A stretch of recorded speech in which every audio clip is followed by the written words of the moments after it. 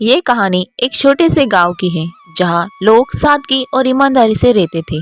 गांव के बीचों बीच एक पुराना मंदिर था जहां रोज गांव वाले पूजा करने आते थे।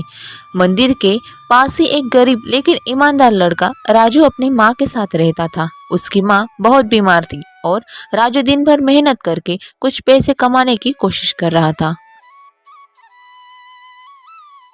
एक दिन जब राजू खेतों में काम करके लौट रहा था तो उसे रास्ते में एक चमचमाती हुई थैली मिली।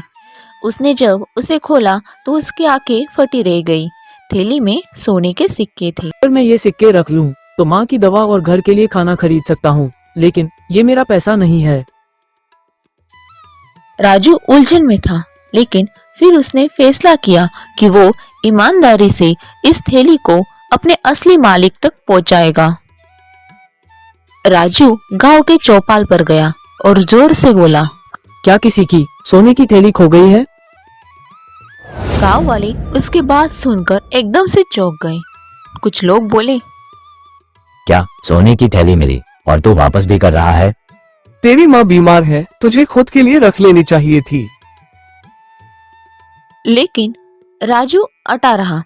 तभी एक अमीर व्यापारी वहां आया जो बहुत परेशान दिख रहा था। मेरी सोने की थैली कहीं गिर गई है, क्या किसी को मिली? हाँ, मुझे मिली है, ये लीजिए। राजू ने सोने की थैली व्यापारी को दे दी। व्यापारी ने जैसे ही थैली खोलकर देखी, वो चौंकते हुए बोला, इसमें तो कुछ सिक्के कम है, क्या तुमने इसमें से कुछ सिक्के निकाले हैं? बताओ।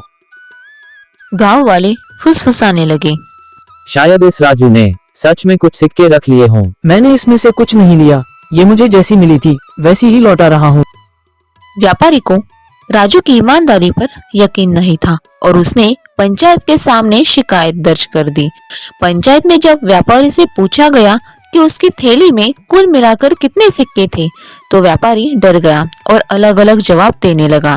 तभी गांव के मुखिया बोले, सच छुपाया नहीं जा सकता, व्यापारी झूठ बोल रहा है ताकि राजू को दोषी साबित कर सके। गांव वालों को सच्चाई का पता चल गया और उन सभी ने राजू की माफी मांगी और उसकी तारीफ की।